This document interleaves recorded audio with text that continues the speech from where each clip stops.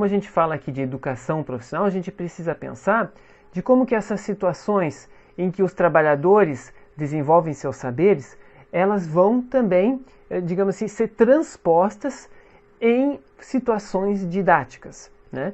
Então, o docente é justamente um dos grandes papéis do professor e do docente, é criar situações didáticas em que este aprendiz ele vai poder agir, interagir, né, e iniciar o desenvolvimento de seus esquemas e conceitos pragmáticos e mobilizar esses recursos que vão estar disponíveis para ele, inclusive teóricos, né, ferramentais, equipamentos e, claro, nunca esqueçamos disso, os próprios colegas, né? Aqui a interação é muito importante, né?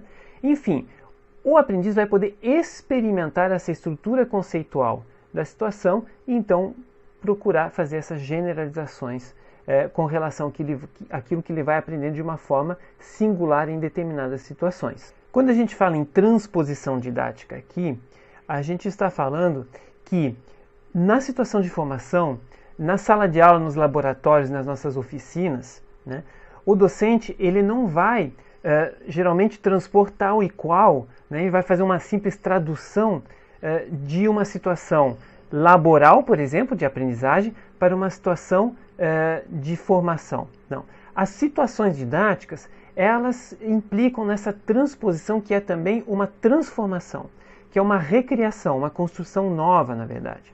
É óbvio que, quanto mais a gente consegue aproximar o estudante, o aprendiz, de uma situação real de trabalho, como por exemplo, vocês viram no material da semana passada, com a obra do trabalho, melhor para este aprendiz. Mais aquilo que ele vai aprender vai ser significativo para ele.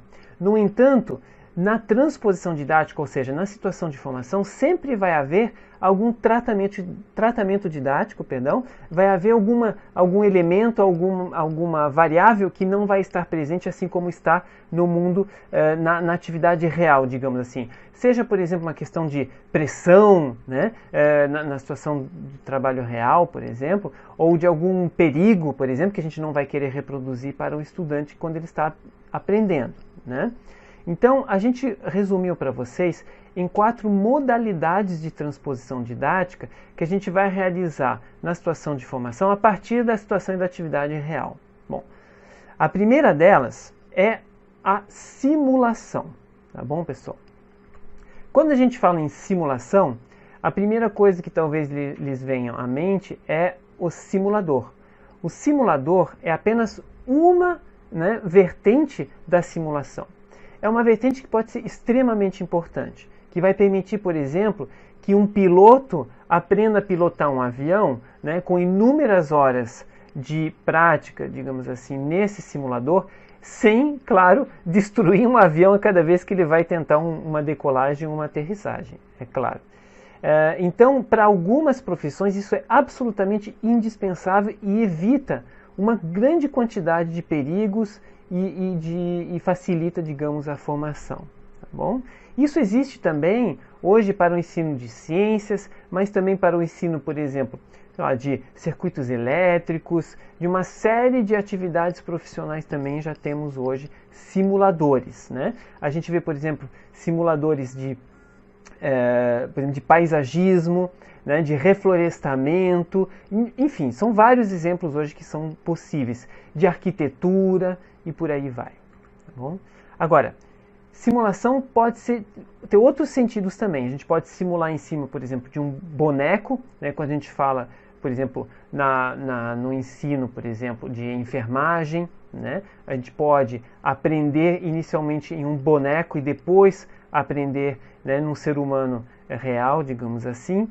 Mas também isso pode envolver outras formas de simulação, como encenação, né? Como problemas reais que são trazidos, né? Como estudos de caso e por aí vai. Então, essas outras simulações, como encenação, como dramatização, eles também são formas de simulação que vão fazer de conta, mas, ou seja, eles estão trazendo para próximo, né, o aluno próximo de situações reais, estão colocando em cena os problemas, por exemplo, que estão lá na vida real, mas de uma forma controlada, mais controladas na sala de aula, no laboratório, na oficina, tá bom? A aprendizagem mediada por obras, vocês viram na semana passada, né? Ouviram falar sobre isso, que é justamente quando o aprendiz ele tem contato com alguma obra daquela profissão, típica daquela profissão.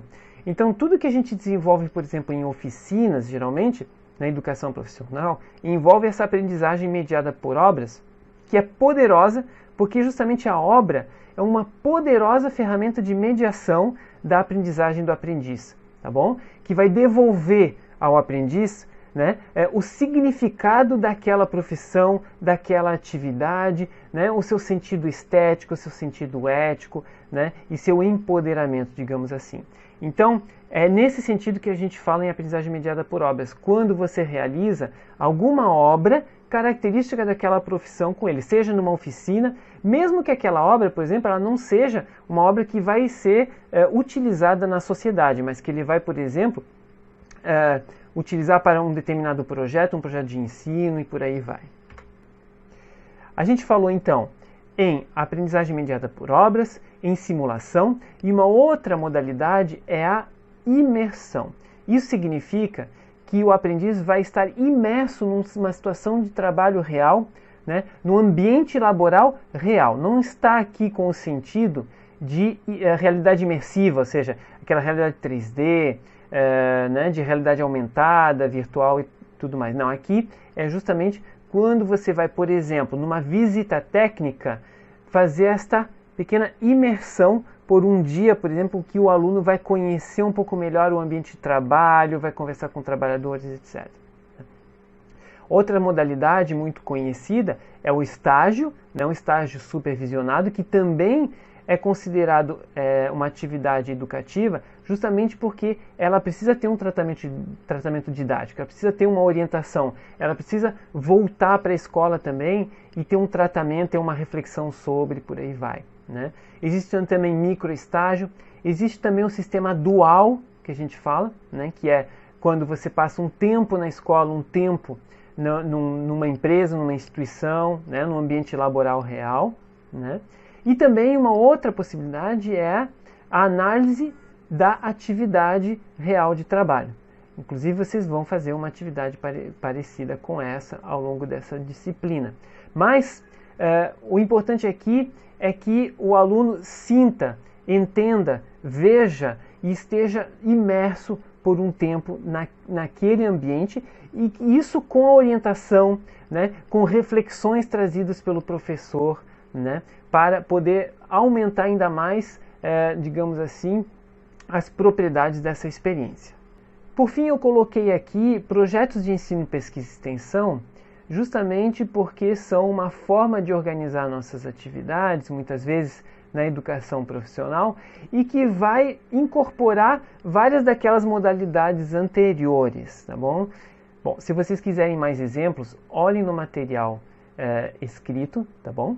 E esperamos que este pequeno vídeo tenha ajudado vocês a entender um pouco melhor dessa teoria, que é muito importante no contexto do ensino profissional.